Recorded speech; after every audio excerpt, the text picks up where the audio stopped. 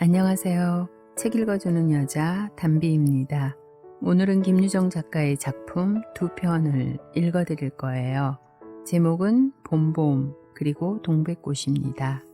읽기에 앞서서 김유정 작가에 대해서 또 작품의 특징에 대해서 잠시 소개해드리겠습니다. 김유정 작가는 강원도 춘천 신례마을에서 태어났다고 합니다. 그리고 휘문고고를 졸업하고 연희전문문과를 중퇴했대요. 김유정 작가는 한때 일확천금을 꿈꾸며 금광에 몰두한 적도 있었다고 합니다. 1935년 소설 소낙비가 조선일보 신춘문예에 당선되면서 작가로 등단하셨고요. 김유정 작가의 대표작으로는 소낙비, 봄봄, 동백꽃, 땡볕, 만무방, 노다지 등이 있습니다. 김유정 작가의 작품 세계의 특징은 1930년대 식민지 시대의 암울한 현실 속에서 웃음을 잃지 않는 소작인, 노동자, 여급 등을 등장인물로 많이 썼습니다. 그리고 한국 현대 작가 중에서 해학적이고 토속적인 문장을 짙게 표현한 작가이지만 당시 농촌의 실상과 문제점을 현실적이고 비판적으로 보기보다는 너무 휘화화했다는 지적을 받기도 했다고 합니다. 봄봄의 작품은 순수소설이고 농촌소설입니다.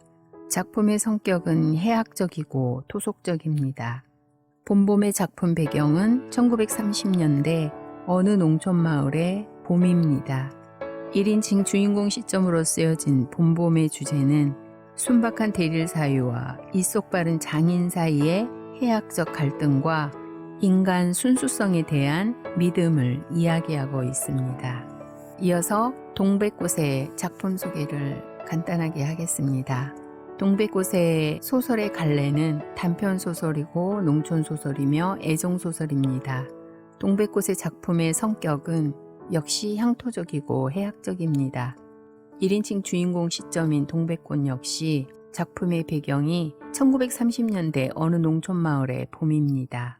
동백꽃의 주제는 산골 사춘기 남녀의 순박한 사랑 이야기입니다. 그럼 작품 속으로 함께 들어가 보겠습니다. 봄봄 김유정. 장인님, 인제 내가 이렇게 뒤통수를 긁고 나이가 찼으니 성례를 시켜줘야 하지 않겠느냐고 하면 대답이 늘 이랬다. 이 자식아, 성내고 뭐고 미처 자라야지 하고 만다. 이 자라야 한다는 것은 내가 아니라 내 아내가 될 점순이의 기말이다. 내가 여기에 와서 돈 한 푼 안 받고 일하기를 3년 하고 꼬박이 7달 동안을 했다. 그런데도 미처 못 자랐다니까 이 키는 언제나 자라는 겐지 짜장 영문을 모른다. 일을 좀 더 잘해야 한다든지 혹은 밥을 많이 먹는다고 노상 걱정이니까 좀 덜 먹어야 한다든지 하면 나도 얼마든지 할 말이 많다. 하지만 점순이가 아직 어리니까 더 자라야 한다는 얘기에는 어째 볼 수 없이 고만 빙빙 하고 만다. 이래서 나는 애초에 계약이 잘못된 걸 알았다. 이태면 이태, 3년이면 3년, 기한을 딱 작정하고 일을 해야 원할 것이었다.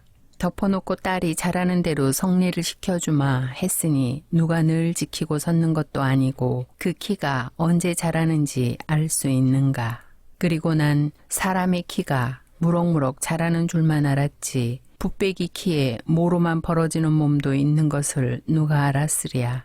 때가 되면 장인님이 어련하라 싶어서 군소리 없이 꾸벅꾸벅 일만 해왔다. 그런 말이다. 장인님이 제가 다 알아채서 참 너 일 많이 했다. 고만 장가 들거라 하고 살림도 내주고 해야 나도 좋을 것이 아니냐. 시치미를 딱 떼고 도리어 그런 소리가 나올까 봐서 지레 펄펄 뛰고 이하다니다. 명색이 좋아 대릴 사위이지 일하기에 싱겁기도 할 뿐더러 이건 참 아무것도 아니다. 쑥맥이 그걸 모르고 점순이의 키 자라기만 까맣게 기다리지 않았나. 언젠가는 하도 갑갑해서 자를 가지고 덤벼들어서 그 키를 한번 재볼까 했다. 그렇지만은 우리는 장인님이 내외를 해야 한다고 해서 마주서 이야기도 한마디 하는 법이 없었다. 우물길에서 언제나 마주칠 적이면 겨우 눈어림으로 재보고 하는 것인데 그럴 적마다 나는 저만층 가서 지엠이 키도 하고 논뚝에다 침을 퇴 뱉는다. 아무리 잘 봐야 내 겨드랑이보다 밑에서 너물락말락 밤낮 요 모양이다. 개 돼지는 푹푹 크는데 왜 이리도 사람은 안 크는지 한동안 머리가 아프도록 궁리도 해보았다. 아하, 물동이를 자꾸 이니까 뼈다귀가 움츠러드나 보다 하고 내가 넌짓넌짓이 그물을 대신 길어도 주었다. 뿐만 아니라 나무를 하러 가면 선앙당에 돌을 올려놓고 점순이에 키 좀 크게 해 주십시오. 그러면 다음엔 떡 갖다 놓고 고사를 드립지요. 하고 치성도 한두 번 드린 것이 아니다. 어떻게 되먹은 킨지 이래도 막무가내니. 그래, 내 어저께 싸운 것이 결코 장인님이 밉다든가 해서가 아니다. 모를 붙다가 가만히 생각을 해보니까 또 싱겁다. 이 벼가 자라서 점순이가 먹고 좀 큰다면 모르지만 그렇지도 못한 걸 내 심어서 뭘 하는 거냐. 해마다 앞으로 축 붉어지는 장인님의 아랫배를 불리기 위하여 심곤 조금도 쉽지 않다. 아이고 배야. 난 모를 붓다 말고 배를 쓰다듬으면서 그대로 논뚝으로 기어올랐다. 그리고 겨드랑이에 꼈던 벼 당긴 키를 그냥 땅바닥에 털썩 떨어치며 나도 털썩 주저앉았다. 일이 암만 바빠도 나 배 아프면 고만이니까 아픈 사람이 누가 일을 하느냐. 파릇파릇 돋아오른 풀 한 풀을 뜯어들고 다리에 거머리를 쑥쑥 문대며 장인님의 얼굴을 쳐다보았다. 농 가운데서 장인님도 이상한 눈을 해가지고 한참 날 노려보더니 넌 이 자식 왜 또 이래? 배가 좀 아파서유 하고 풀 위에 슬며시 쓰러지니까 장인님은 약이 올랐다. 저도 논에서 철벙철벙 둑으로 올라오더니 잡은 참 내 멱살을 움켜잡고 뺨을 치는 것이 아닌가. 이 자식아, 이러다 말고 누굴 망해놓을 속셈이냐? 이 대가리를 까놓을 자식. 우리 장인님은 약이 오르면 이렇게 손버릇이 아주 못됐다. 또 사위에게 이 자식 저 자식 하는 이놈의 장인님은 어디 있느냐. 오죽해야 우리 동리에서 누굴 물러나고 그에게 욕을 안 먹는 사람은 명이 짧다 한다. 조그만 아이들까지도 그를 돌아세 놓고 욕필이 본명이 봉필이니까 하고 손가락질을 할 만치 두루 인심을 잃었다. 허나 인심을 정말 잃었다면 욕보다 읍에 배참봉땡 마름으로 더 잃었다. 번번이 마름이란 욕 잘하고 사람 잘 치고 그리고 생김이 호박개 같아야 쓰는 거지만 장인님은 외양이 똑 됐다. 장인에게 닭말이나 좀 보내지 않는다든가 애벌론 때 품을 좀 안 준다든가 하면 그의 가을에는 영락없이 땅이 뚝뚝 떨어진다. 그러면 미리부터 돈도 먹고 술도 먹이고 안달 재신으로 돌아치던 놈이 그 땅을 슬쩍 돌아앉는다. 이 바람에 장인님 집 외양간에는 눈깔 커다란 황소 한 놈이 절로 엉금엉금 기어들고 동리 사람들은 그 욕을 다 먹어가면서 그래도 굽실굽실 하는 게 아닌가. 이렇게 말하자면 결국 어젯밤 뭉태네 집에 맛을 간 것이 썩 나빴다. 낮에 구장님 앞에서 장인님과 내가 싸운 것을 어떻게 알았는지 대구 빈정거리는 것이 아닌가. 그래, 맞고도 그걸 가만둬? 그럼 어떡하니? 임마, 봉필이를 모판에다 거꾸로 박아놓지 뭘 어떡해? 하고 괜히 내 대신 화를 내가지고 주먹질을 하다 등장까지 쳤다. 놈이 번번이 괄괄은 하지만 그래놓고 날더러 석유값을 물라고 막 찌따오를 붓는다. 난 어안이 벙벙해서 잠자코 앉았으니까 저만 연신짓거리는 소리가 밤낮 일만 해주고 있을 테냐? 영득이는 1년을 살고도 장가를 들었는데 넌 4년이야. 4년을 살고도 더 살아야 해? 내가 세 번째 사위인 줄이나 아니? 세 번째 사위라고. 남의 일이라도 분하다 이 자식아. 우물애가 빠져 죽어.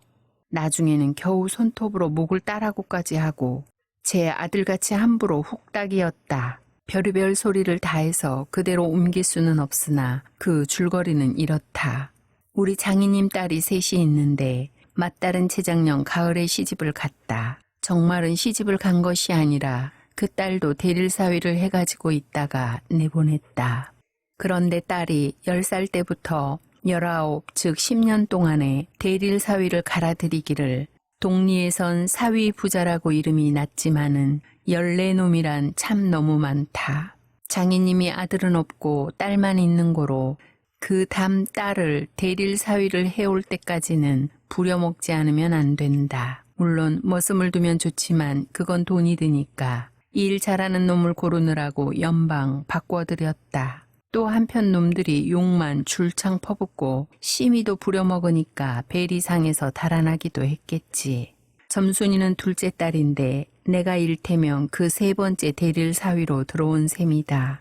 내 담으로 네 번째 놈이 들어올 것을 내가 일도 잘하고 그리고 사람이 좀 어수룩하니까 장인님이 잔뜩 붙들고 놓지를 않는다. 셋째 딸이 인제 6살, 적어도 10살은 돼야 대릴 사위를 할 테므로 그동안은 죽도록 부려먹어야 된다. 그러니 인제는 속 좀 차리고 장갈 들여달라고 떼를 쓰고 나자빠져라 이것이다. 나는 겉으로 하며 귓등으로 들었다. 뭉태는 땅을 얻어붙이다가 떨어진 뒤로는 장인님만 보면 공연히 못 먹어서 으르렁거린다. 그것도 장인님이 저 달라고 할 적에 제 집에서 위한다는 그 감투를 선뜻 주었다면 그럴 리도 없었던 걸. 그 감투가 예전에 원님이 쓰던 것이라나 옆구리에 뽕뽕 좀먹음 걸레 같은 감투다. 그러나 나는 뭉태란 놈의 말을 전수히 고지 듣지 않았다. 꼭 고지 들었다면 간밤에 와서 장인님과 싸웠지 무사히 있었을 리가 없지 않는가. 그러면 딸에게까지 인심을 잃은 장인님이 혼자 나빴다. 실토하지만 나는 점순이가 아침상을 가지고 나올 때까지는 오늘은 또 얼마나 밥을 담았나 하고 이것만 생각했다. 상에는 된장찌개하고 간장 한 종지, 조밥 한 그릇, 그리고 밥보다 더 수부룩하게 담은 산나물 한 대접, 이렇다. 나물은 점순이가 틈틈이 해오니까 2대접 4대접이고 멋대로 먹어도 좋으나 밥은 장인님이 한 사발 외엔 더 주지 말라고 해서 안 된다. 그런데 점순이가 그 상을 내 앞에 내려놓으며 제 말로 짓거리는 소리가 구장님한테 갔다 그냥 온담 그래? 하고 엊그제 산에서와 같이 되우 쫑알거린다. 딸은 내가 더 단단히 덤비지 않고 만 것이 좀 어리석었다. 속으로 그랬다. 나도 저쪽 벽을 향하여 외면하면서 내 말로 안 되는 걸 그럼 어떡한담? 하니까 수염을 잡아치지 그냥 둬? 이 바보야? 하고 또 얼굴이 빨개지면서 성을 내며 안으로 셀쭉하니 뛰 들어가지 않는가. 이때 아무도 본 사람이 없었기에 망정이지 보았다면 내 얼굴이 애미 잃은 황새 새끼처럼 가여웁다 했을 것이다. 사실 이때만치 슬펐던 일이 또 있었는지 모른다. 나는 사람은 앞만 못생겼다 해도 괜찮지만 내 아내 될 점순이가 병신으로 본다면 참 신세는 따분하다. 밥을 먹은 뒤 지게를 지고 일터로 가려 하다 도로 벗어던지고 바깥마당 공석 위에 드러누워서 나는 차라리 죽느니만 같지 못하다 생각했다. 그러나 내겐 장인님이 감히 큰소리할 계제가 못 된다.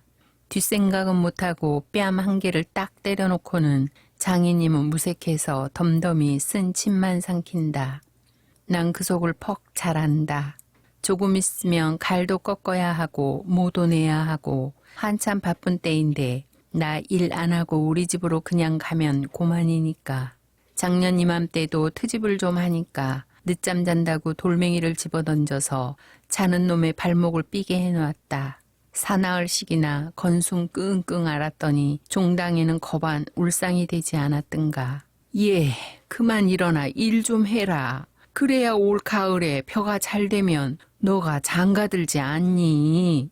그래 귀가 번쩍 띄어서 그날로 일어나서 남이 이틀 품을 일 논을 혼자 삶아 놓으니까 장인님도 눈깔이 커다랗게 놀랐다.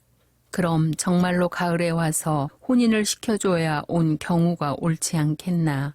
벼썸을 척척 들여 쌓아도 다른 소리는 없고 물동이를 이고 들어오는 점순이를 담배통으로 가리키며 이 자식아 미쳐 커야지. 저걸 무슨 혼인을 한다고 그러니? 원 하고 남 낯장만 불켜주고 고만이다. 골김에 그저 이놈의 장인님 하고 대돌에다 맥꽁코 우리 고향으로 내뺄까 하다가 꾹꾹 참고 말았다. 참말이지 난 이 꼴하고는 집으로 차마 못 간다. 장가를 들러갔다가 오죽 못났어야 그대로 쫓겨왔느냐고 손가락질을 받을 테니까. 논뚝에서 벌떡 일어나 한풀 죽은 장인님 앞으로 다가서며 난 갈테여유. 그동안 사경 쳐내슈. 너 사위로 왔지. 어디 머슴살로 왔니? 그러면 얼진 성례를 해줘야 안 하지요? 밤낮 뿌려만 먹고 해준다. 글쎄 내가 안 하는 거냐. 그년이 안 크니까 하고 얼음얼음 담배만 담으면서 늘 하는 소리를 또 늘어놓는다. 이렇게 따져나가면 언제든지 늘 나만 믿지고 만다. 이번엔 안 된다 하고 대뜸 구장님한테로 판단 가자고 소매자락을 내끌었다. 이 자식이 왜 이래 어른을. 안 간다고 뻗디기고 이렇게 호령은 제 맘대로 하지만 장인님 제가 내 기운은 못 당한다. 막 부려먹고 딸은 안 주고 개다 땅땅 치는 건 다 뭐야.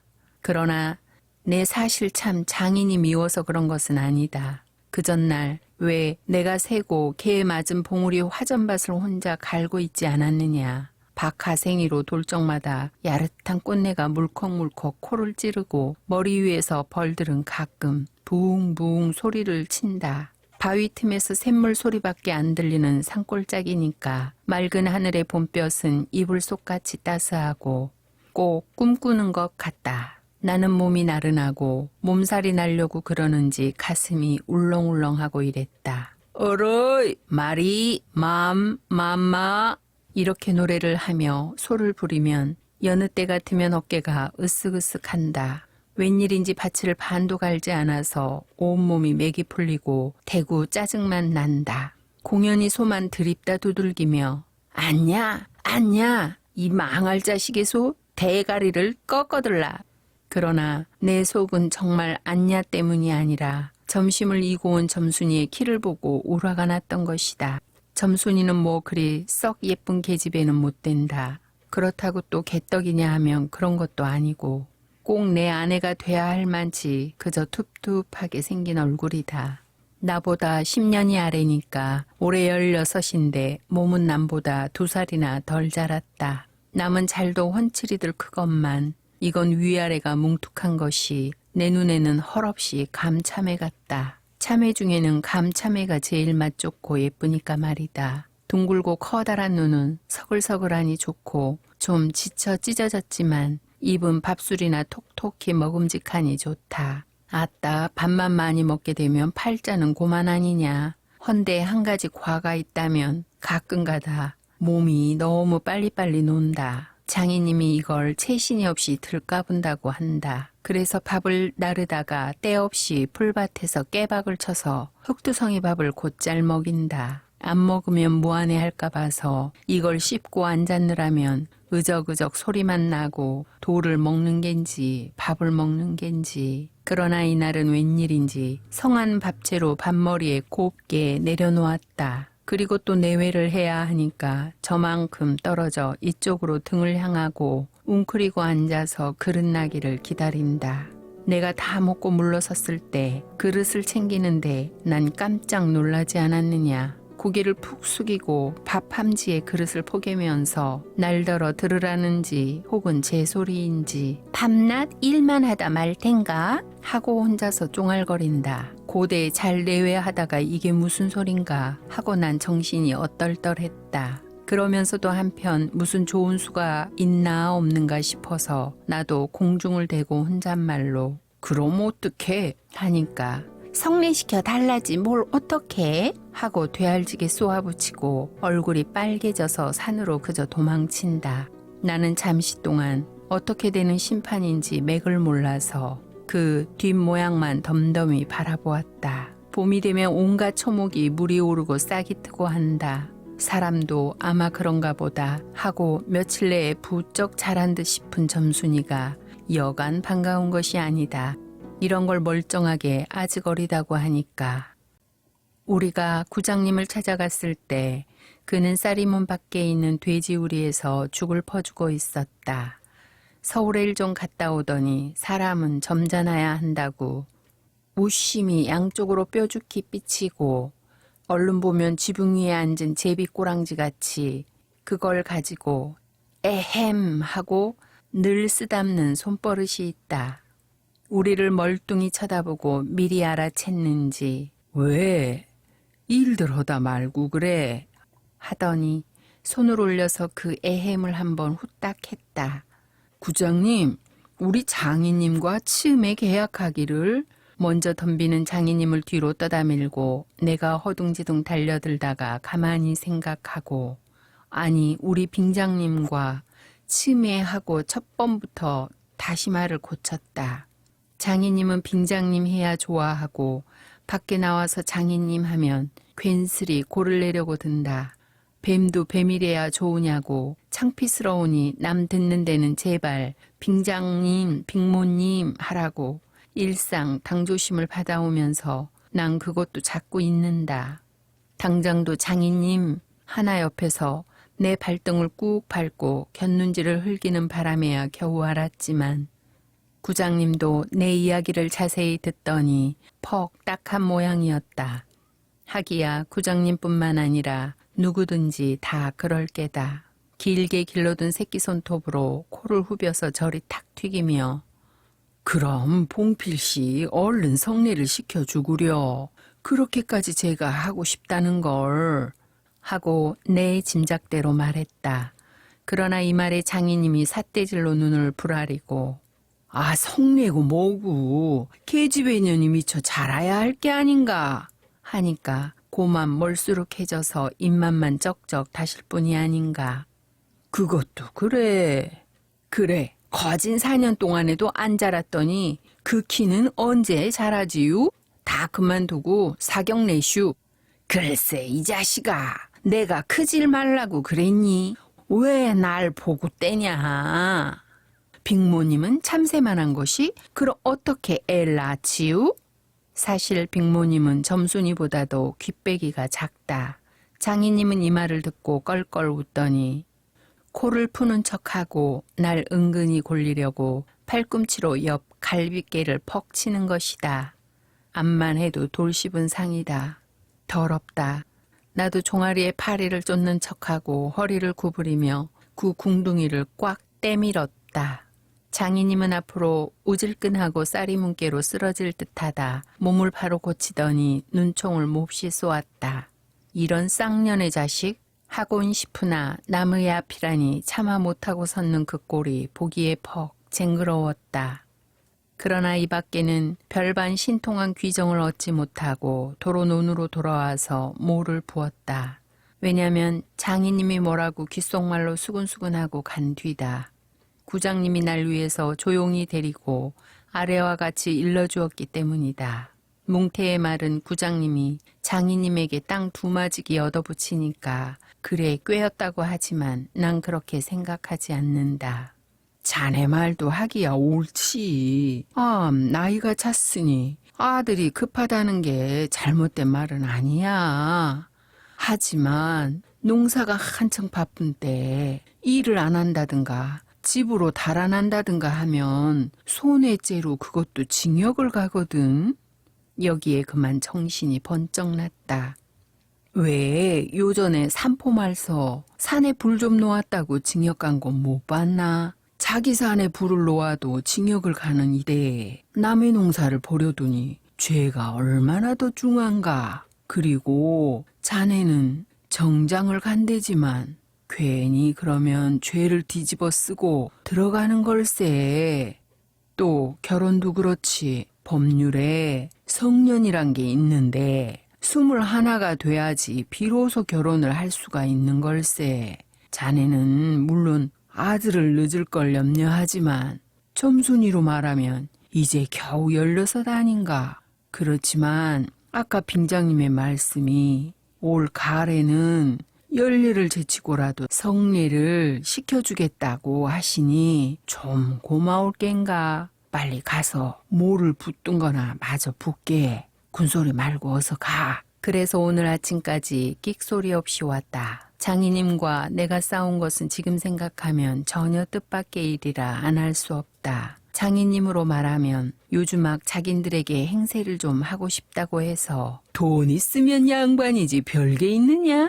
하고 일부러 아랫배를 쑥 내밀고 걸음도 뒤틀리게 걷고 하는 이 판이다. 이까진 나쯤 두들기다 남의 땅을 가지고 모처럼 닦아놓았던 가문을 망친다든가 할 어른이 아니다. 또 나로 논하자면 아무쪼록 잘 배서 점순이에게 얼른 장가를 들어야 하지 않느냐.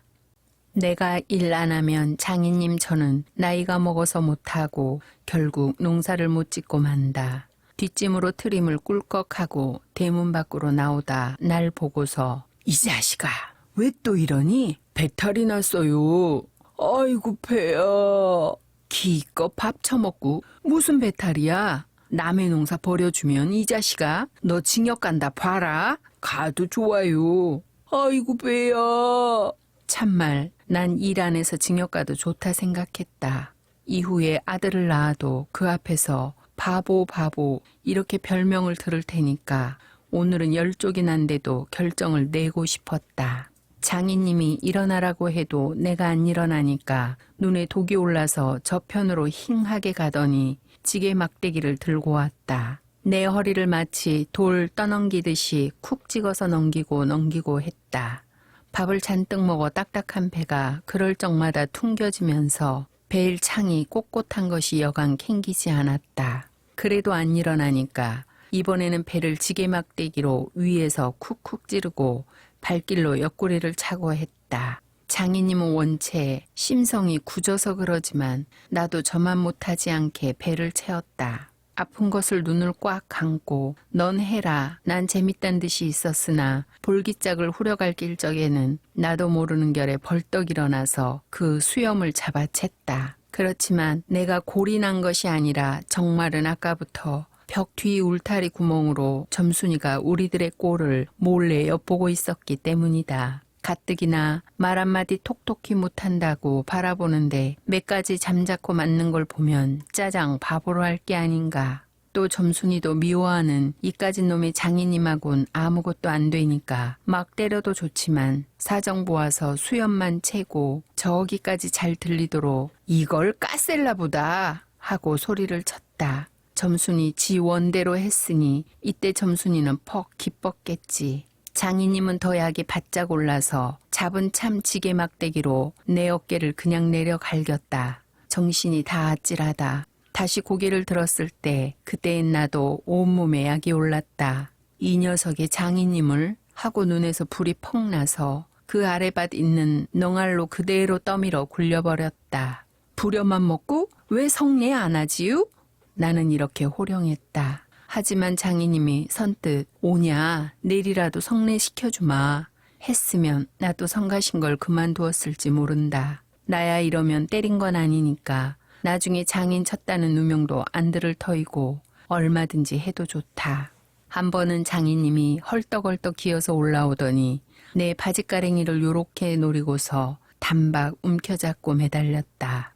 악 소리를 치고 나는 그만 세상이 다 팽그르 도는 것이 빙장님 이 자식 잡아먹어라 잡아먹어 할아버지 살려줍시오 할아버지 하고 두 팔을 허둥지둥 내저을 적에는 이마에 진땀이 쭉 내솟고 이젠 참으로 죽나보다 했다. 그래도 장인님은 놓질 않더니 내가 기어이 땅바닥에 쓰러져서 거진 까무러치게 되니까 놓는다. 더럽다 더러워. 이게 장인님인가? 나는 한참을 못 일어나고 쩔쩔맸다. 그러나 얼굴을 드니 사지가 부르르 떨리면서 나도 엉금엉금 기어가 장인님의 바지가랭이를 꽉 움키고 잡아낚았다. 이때에 내 눈엔 참 아무것도 보이지 않았다. 내가 머리가 터지도록 매를 얻어맞은 것이 이 때문이다. 그러나 여기가 또한 우리 장인님이 유달리 착한 곳이다. 여느 사람이면 사경을 주어서라도 당장 내어 쫓았지. 터진 머리를 불솜으로 손수 찢어주고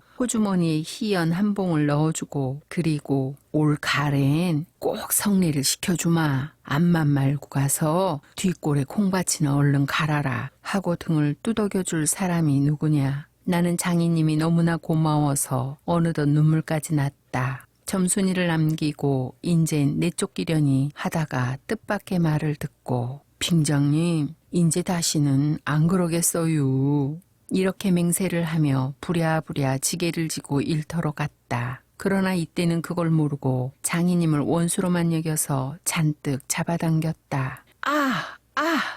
이놈아, 놔라, 놔! 장인님은 햇손질을 하며 솔개미에 챈 닭의 소리를 연해 질렀다. 놓긴 왜 이왕이면 호되게 혼을 내주리라 생각하고 짓궂이 더 당겼다. 그렇지만 장인님이 땅에 쓰러져서 눈에 눈물이 핑 도는 것을 알고 좀 겁도 났다. 할아버지, 놔라, 놔라, 놔. 그래도 안 되니까 예, 점순아. 이 악장에 안에 있었던 장모님과 점순이가 헐레벌떡하고 단숨에 뛰어나왔다. 나의 생각에 장모님은 제 남편이니까 역성을 하는지도 모른다. 그러나 점순이는 내 편을 들어서 속으로 고수해야 하겠지. 대체 이게 웬 속인지 지금까지도 난 영문을 모른다. 아버지를 혼내주기는 제가 내래 해놓고 에그머니 이 망할게 아버지 죽이네 하고 귀를 뒤로 잡아당기며 마냥 우는 것이 아니냐. 그만 여기에 기운이 탁 꺾이어 나는 얼빠진 등신이 되고 말았다. 장모님도 덤벼들어 한쪽 귀마저 뒤로 잡아채면서 또 우는 것이다. 이렇게 꼼짝도 못하게 해놓고 장인님은 지게 막대기를 들어서 사뭇 내려 조졌다. 그러나 나는 구태여 피하려지도 않고 암만 해도 그 속 알 수 없는 점순이의 얼굴만 멀거니 들여다보았다. 이 자식 장인 입에서 할아버지 소리가 나오도록 해?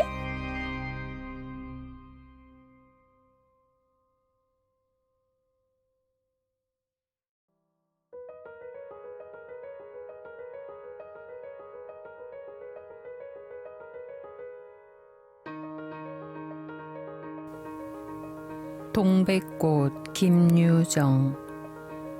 오늘도 또 우리 수탉이 막 쫓기었다.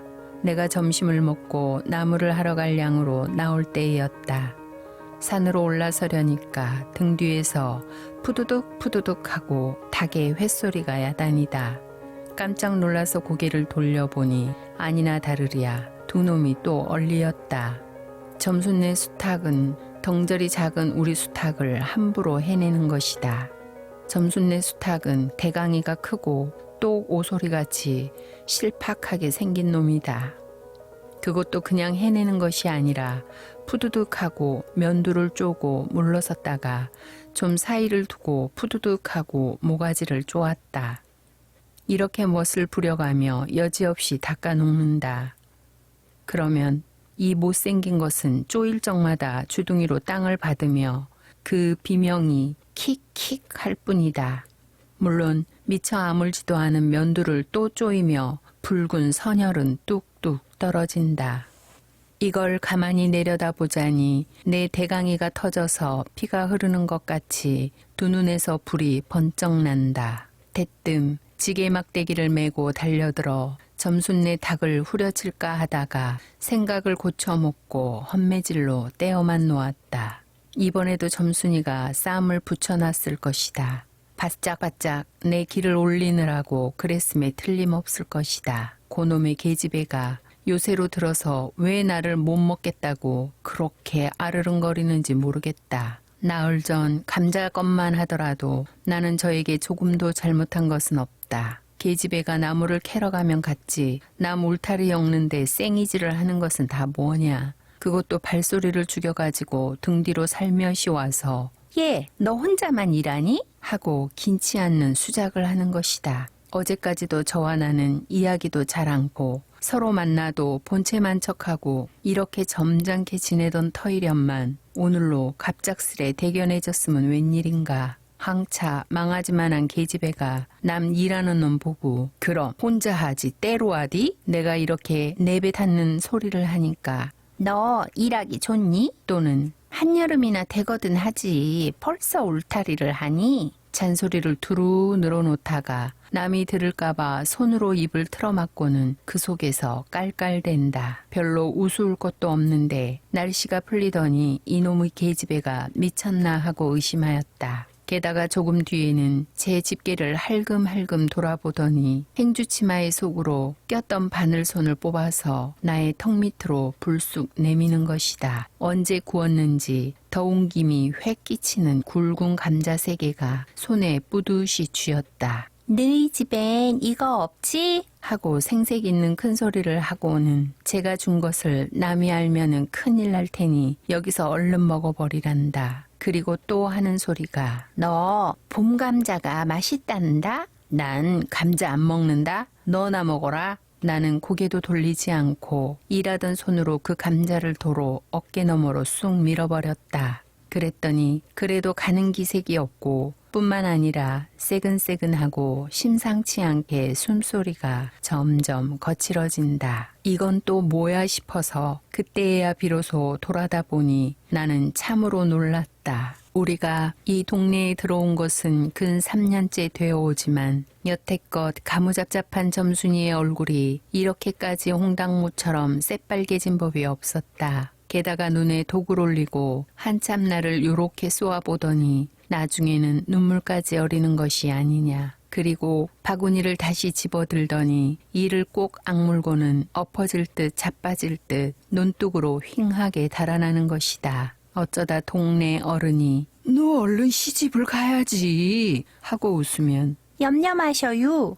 갈 때 되면 어련히 갈라고. 이렇게 천연덕스레 받는 점순이었다. 본시 부끄러움을 타는 계집애도 아니거니와 또한 분하다고 눈에 눈물을 보일 얼병이도 아니다. 분하면 차라리 나의 등허리를 바구니로 한번 모질게 후려세리고 달아날지언정. 그런데 고약한 그 꼴을 하고 가더니 그 뒤로는 나를 보면 잡아먹으려 기를 복복 쓰는 것이다.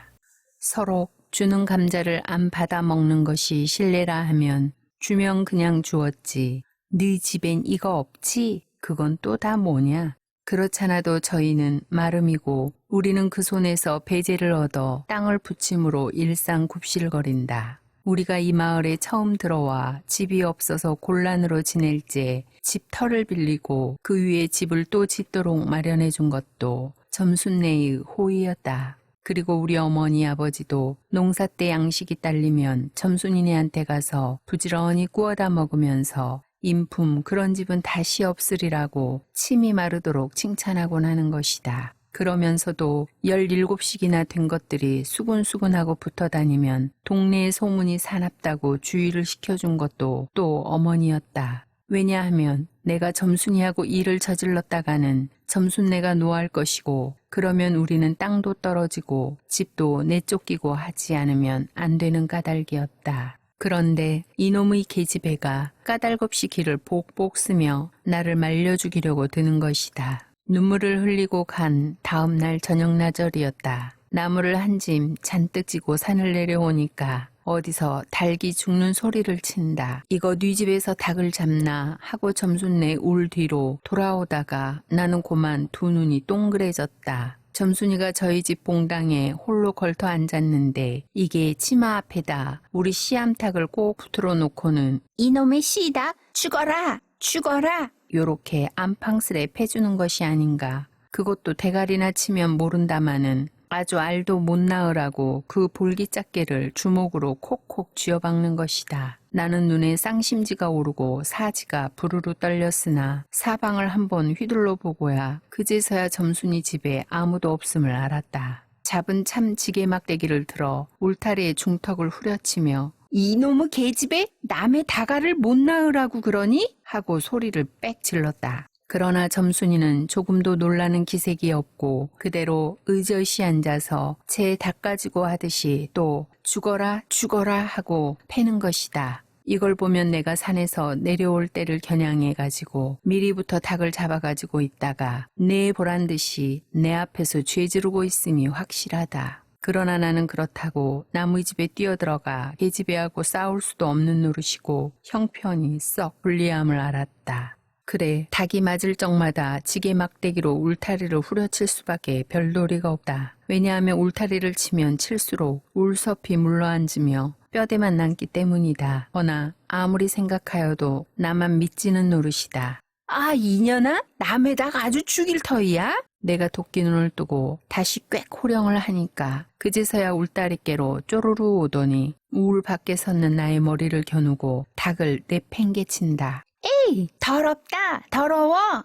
더러운 걸 널더러 입대 끼고 있으랬니? 망할 계집애년 같으니? 하고 나도 더럽단 듯이 울타리깨를 횡하게 돌아내리며 약이 오를 대로 다 올랐다. 라고 하는 것은 암탉이 풍기는 서슬에 나의 이맛배기에다 물지똥을 찍 갈겼는데 그걸 본다면 알집만 터졌을 뿐만 아니라 골병은 단단히 든 싶다. 그리고 나의 등 뒤를 향하여 나에게만 들릴 듯 말 듯한 음성으로 이 바보 녀석아, 예, 너 베네병신이지? 그만도 좋으련만. 예, 너 네 아버지가 고자라지? 뭐? 우리 아버지가 고자야? 할 양으로 열번거지가 나서 고개를 획 돌려 바라봤더니 그때까지 울타리 위로 나와 있어야 할 점순이의 대가리가 어디 갔는지 보이지를 않는다. 그러다 돌아서서 오자면 아까의 한 욕을 울 밖으로 또 퍼붓는 것이다. 욕을 이토록 먹어가면서도 대가리 한마디 못하는 걸 생각하니 돌뿌리에 채이어 발톱 밑이 터지는 것도 모를 만큼 분하고 극기하는 두 눈에 눈물까지 불끈 내솟는다. 그러나 점순이의 치매는 이것뿐이 아니다. 닭벼슬을 좋아한다면서도 사람들이 없으면 틈틈이 제 집 수탉을 몰고 와서 우리 수탉과 쌈을 붙여놓는다. 제 집 수탉은 썩 험상궂게 생기고 쌈이라면 회를 치는 고로 을에 이길 것을 알기 때문이다. 그래서 툭하면 우리 수탉이 면두며 눈깔이 피로 흐드르하게 되도록 해놓는다. 어떤 때에는 우리 수탉이 나오지를 않으니까 요놈의 계집애가 모이를 쥐고 와서 꿰어내다가 쌈을 붙인다. 이렇게 되면 나도 다른 배차를 차리지 않을 수가 없다. 하루는 우리 수탉을 붙들어 가지고 넌지시 장독계로 갔다. 쌈닭에게 고추장을 먹이면 병든 황소가 살모사를 먹고 용을 쓰는 것처럼 기운이 뻗친다 한다. 장독에서 고추장 한 접시를 떠서 닭 주둥아리께로 들여밀고 먹여보았다. 닭도 고추장의 맛을 들였는지 거스르지 않고 거진 반 접시 턱이나 곧잘 먹는다. 그리고 먹고 금시는 용을 못 쓸 터이므로 얼마쯤 기운이 들도록 회 속에다 가두어 두었다. 밭에 두어물 두어짐 전해고 그리고 나서 쉴 참에 그 닭을 안고 밖으로 나왔다. 마침 밖에는 아무도 없고 점순이만 저희 울 안에서 헌옷을 뜯는지 혹은 솜을 터는지 웅크리고 앉아서 일을 할 뿐이다. 나는 점순네 수탉이 노는 밭으로 가서 닭을 내려놓고 가만히 맥을 보았다. 두 닭은 여전히 얼리어 쌈을 하는데 처음에는 아무 보람이 없었다. 멋지게 쪼는 바람에 우리 닭은 또 피를 흘리고 그러면서도 날개 쭉지만 푸두둑푸두둑하고 뛰어올라 뛰고 할 뿐으로 제법 한 번 쪼아보지도 못한다. 그러나 한 번에 어쩐 일인지 용을 쓰고 펄쩍 뛰더니 발톱으로 눈을 합이고 내려오면서 면두를 쪼았다. 큰 닭도 여기에는 놀랐는지 뒤로 멈실하며 물러난다. 이 기회를 타서 작은 우리 수탉이 또 날쌔게 덤벼들어 다시 면두를 쪼니 그제서는 감때 사나운 그 대강이에서도 피가 흐르지 않을 수 없다. 옳다, 알았다. 고추장만 먹이면 되는구나. 하고 나는 속으로 아주 쟁그러워 죽겠다. 그때에는 뜻밖의 내가 쌈닭을 붙여놓는데 놀라서 울 밖으로 내다보고 섰던 점순이도 입맛이 쓴지 눈살을 찌푸렸다. 나는 두 손으로 볼기짝을 두드리며 연방 잘한다 잘한다 하고 신이 머리끝까지 삐치었다. 그러나 얼마 되지 않아서 나는 넋이 풀려 기둥같이 묵묵히 서 있게 되었다. 왜냐하면 큰 닭이 한번 쪼잉 안가품으로 호들갑스레 연거푸 쪼는 서슬에 우리 수탉은 찔끔 못하고 막 고른다. 이걸 보고서 이번에는 점순이가 깔깔거리고 되도록 이쪽에서 많이 들으라고 웃는 것이다. 나는 보다 못하여 덤벼들어서 우리 수탉을 붙들어 가지고 도로 집으로 들어왔다. 고추장을 좀 더 먹였더라면 좋았을 걸. 너무 급하게 쌈을 부친 것이 퍽 후회가 났다. 장독깨로 돌아와서 다시 턱 밑에 고추장을 들이댔다. 흥분으로 말미암아 그런지 당최 먹지를 않는다. 나는 할 일 없이 닭을 반드시 눕히고 그 입에다 벌렴 물부리를 물렸다. 그리고 고추장물을 타서 그 구멍으로 조금씩 들여부었다. 닭은 좀 괴로운지 킥킥하고 재채기를 하는 모양이나 그러나 당장의 괴로움은 매일같이 피를 흘리는데 될 게 아니라 생각하였다. 그러나 한두어 종지가량 고추장물을 먹이고 나서는 나는 고만 풀이 죽었다. 싱싱하던 닭이 왜 그런지 고개를 살며시 뒤틀고는 소나기에서 뻗어지는 것이 아닌가. 아버지가 볼까 봐서 얼른 회에다 감추어 두었더니 오늘 아침에서야 겨우 정신이 든 모양 같다. 그랬던 걸 이렇게 오다 보니까 또 쌈을 붙여놓으니 이 망할 계집애가 필연 우리 집에 아무도 없는 틈을 타서 제가 들어와 회에서 꺼내가지고 나간 것이 분명하다. 나는 다시 닭을 잡아다 가두고 염려는 스러우나 그렇다고 산으로 나무를 하러 가지 않을 수도 없는 형편이었다. 소나무 삭정이를 따며 가만히 생각해 보니 암만 해도 고년의 목쟁이를 돌려놓고 싶다. 이번에 내려가면 망할련 등줄기를 한번 되게 후려치겠다 하고 싱둥벙둥 나무를 지고는 불이 나게 내려왔다. 거집안 집에 다 내려와서 나는 호두기 소리를 듣고 발이 딱 멈추었다. 산기슭에 널려있는 굵은 바위돌 틈에 노란 동백꽃이 소보록하니 깔리었다. 그 틈에 끼어 앉아서 점순이가 청승맞게 시리 호두기를 불고 있는 것이다. 그보다도 더 놀란 것은 그 앞에서 또 푸두둑 푸두둑 하고 들리는 닭의 횟소리다. 피령코 요년이 나의 약을 올리느라고 또 닭을 집어내다가 내가 내려올 길목에다 쌈을 식혀놓고 저는 그 앞에 앉아서 천연스레 호두기를 불고 있음에 틀림없으리라. 나는 약이 오를 대로 올라서 두 눈에서 불과 함께 눈물이 퍽 쏟아졌다. 나무 지게도 벗어놓을 새 없이 그대로 내동댕이 치고는 지게 막대기를 뻗치고 허둥허둥 달려들었다. 가까이 와보니 과연 나의 짐작대로 우리 수탈기 피를 흘리고 거의 빈 사지경에 이르렀다. 닭도 닭이려니와 그러함에도 불구하고 눈 하나 깜짝없이 그대로 앉아서 호두기만 부는 그 꼴에 더욱 치가 떨린다. 동네에서도 소문이 났거니와 나도 한때는 걱실걱실이 일 잘하고 예쁜 계집애인 줄 알았더니 시방 보니까 그 눈깔이 꼭 여우새끼 같다. 나는 대뜸 달려들어서 나도 모르는 사이에 큰 수탉을 단매로 때려 엎었다. 닭은 푹 엎어진 채 다리 하나 꼼짝 못하고 그대로 죽어버렸다. 그리고 나는 멍하니 섰다가 점순이가 매섭게 눈을 홉두고 닥치는 바람에 뒤로 벌렁 나자빠졌다. 이놈아, 너 왜 남의 닭을 때려 죽이니? 그럼 어때? 하고 일어나다가 뭐? 이 자식아, 누 집 닭인데? 하고 복장을 떼미는 바람에 다시 벌렁 나자빠졌다. 그리고 나서 가만히 생각을 하니 분하기도 하고 무한도스럽고 또 한편 일을 저질렀으니 인젠 땅이 떨어지고 집도 내쫓기고 해야 될는지 모른다. 나는 비슬비슬 일어나며 소매자락으로 눈을 가리고는 얼김에 엉 하고 울음을 놓았다. 그러나 점순이가 앞으로 다가와서 그럼 넌 이단부터 안 그럴 테냐? 하고 물을 때에야 비로소 살 길을 찾은 듯 싶었다. 나는 눈물을 우선 씻고 뭘 안 그러는지 명색도 모르건만 그래 하고 무턱대고 대답하였다. 요단부터 또 그래봐라. 내 찾고 못살게 굴 테니? 그래 이젠 안 그럴 테야. 닭 죽은 건 염려 마라. 내 안 잃을 테니? 그리고 무엇에 떠다 밀렸는지 나의 어깨를 짚은 채 그대로 퍽 쓰러진다. 그 바람에 나의 몸뚱이도 겹쳐서 쓰러지며 한창 피어 퍼들어진 노란 동백꽃 속으로 폭 파묻혀 버렸다. 알싸한 그리고 향긋한 그 냄새에 나는 땅이 꺼지는 듯이 온 정신이 고만 아찔하였다. 너 말 마라? 그래. 조금 있더니 요 아래서 점순아! 점순아! 바느질을 하다 말고 어딜 갔어? 하고 어딜 갔다 온 듯 싶은 그 어머니가 역정이 대단히 났다. 점순이가 겁을 잔뜩 집어먹고 꽃밑을 살금살금 기어서 산 아래로 내려간 다음 나는 바위를 끼고 엉금엉금 기어서 산 위로 치 빼지 않을 수 없었다.